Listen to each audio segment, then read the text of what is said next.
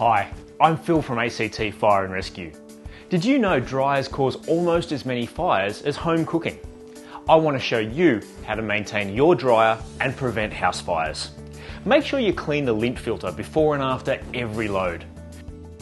The filter acts as a conduit for hot air leaving the dryer, and if it gets blocked, it's possible for the built-up lint to catch fire.